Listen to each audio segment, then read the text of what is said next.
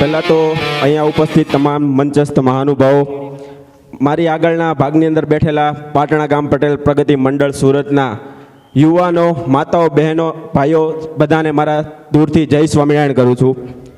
આજનું વક્તવ્ય જેના ઉપર કરવા જઈ રહ્યો છું, અત્યારની યંગ જનરેશન ઉપર, તો હું ખાલી 5 મિનિટ તમને બધાને અહીંયા કંઈક વાત કરવા આવ્યો છું. ત્યાં સુધીમાં આપણા પાટણા ગામના જેટલા પણ યુવાનો આજે હાજર છે અહીંયા, તો ફટાફટ એ પોતાના સ્થાન ઉપરથી લઈને અહીંયા સ્ટેજ ઉપર આવી જાય, જેથી કરીને આપણે સમયનો યુઝ કરી શકીએ.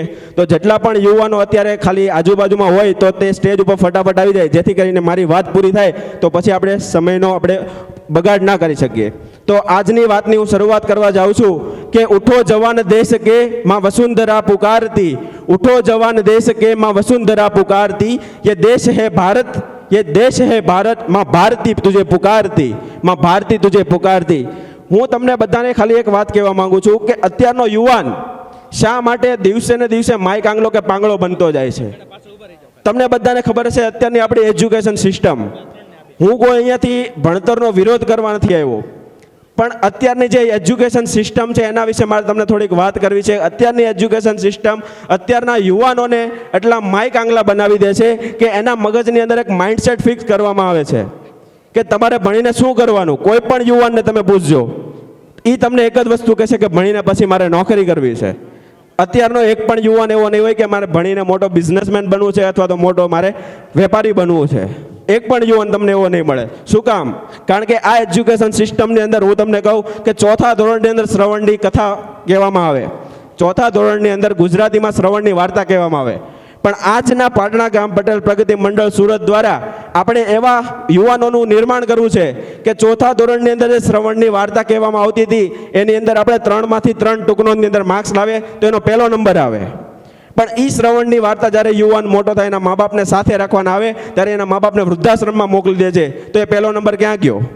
પણ આપણે એવા વિદ્યાર્થી સમાજની જરૂર છે કે ભલે ટૂંક નોંધની અંદર 3માંથી 3 માર્ક્સ નો લાવે, ભલે એક જ માર્ક્સ લાવે, પણ જ્યારે ખરેખર સમય એવો આવે કે એના મા બાપને એની જરૂર હોય અને યુવાન એના મા બાપ સાથે રહે, અને એવા આપણે યુવાન સમાજનું આપણે નિર્માણ કરવું છે.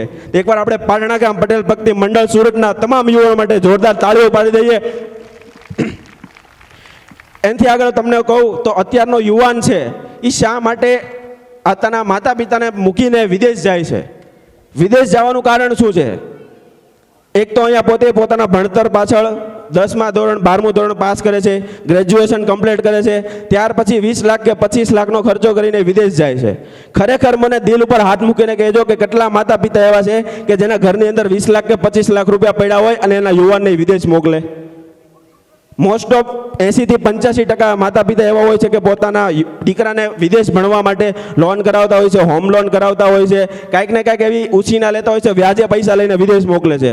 પણ સાહેબ, હું દિલથી એવું કહું છું કે મેં મારા આજુબાજુના નજીકના સરાઉન્ડિંગમાં એવા ઘણા વ્યક્તિનો જોયા છે જે વિદેશ હાલમાં છે, 2 વર્ષ 5 વર્ષ 7 વર્ષથી વિદેશ છે, પણ એક યુવાન એવો નથી કે એના મા બાપને અહીંયા 2 કરોડ કે 5 કરોડનો બંગલો બનાવી દીધો હોય. તો આપણે શા માટે આપણા યુવાનોને વિદેશ મોકલીએ છીએ? 1 લાખ કે 2 લાખ રૂપિયા કમાઈને કોકના ઘરે પિઝા ડિલિવર કરવા, 1 લાખ કે 2 રૂપિયા કમાવા માટે કોકના ઘરે રેસ્ટોરન્ટની અંદર ટોયલેટ સાફ કરવા માટે, એટલા માટે આપણા યુવાનને વિદેશ મોકલીએ છીએ. શા માટે આપણે મોકલવો પડે છે? કારણ કે આપણા યુવાનોને આપણે એવું કોઈ દિવસ નોલેજ જ નથી આપ્યું કે આપણા દેશની અંદર કેવી કેવી સંસ્કૃતિ છે, આપણા દેશની અંદર કેવા કેવા બિઝનેસ ચાલી રહ્યા છે. આપણો દેશ શા માટે આપણે દિવસે ને દિવસે આગળ વધતો જાય છે? આપણે તો એને ભણાવીને એમ જ કહીએ છીએ કે ભાઈ તારે તો તારી સારી નોકરી કરવાની, અને અહીંયા નોકરી ન મળે તો વિદેશ જઈને નોકરી કરવાની. બાકી બિઝનેસ કરવાનું કોઈ સમજાવે છે? તો એના માટે આજથી હું ખાલી કહું છું કે તમે વિદેશ મોકલો એનો મને વાંધો નથી, પણ કોઈ પણ વ્યક્તિ ખાલી પૈસા માથે કરીને અથવા તો ઘર વેચીને વિદેશ ન મોકલો એવી હું કરબદ્ધ ખાલી પ્રાર્થના કરું છું.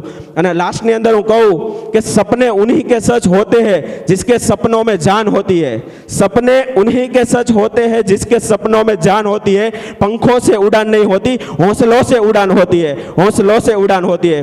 તો આપણા પાટણા ગામ પટેલ પ્રગતિ મંડળ સુરત દ્વારા આ વખતનો તમે કાર્યક્રમ જોવો કે બધે યુવાન ટીમ એટલું જબરદસ્ત કામ કરી રહી છે કે આખા કાર્યક્રમને સુંદર રીતે શણગારીને સક્સેસફુલ બનાવ્યો. તો એકવાર આ યુવાનો માટે આપણે બધા ઊભા થઈને જોરદાર તાળી પાડીશું. આપણા સ્થાન ઉપર ઊભા થઈને બધા યુવાનો માટે આપણે જોરદાર તાળી પાડીશું.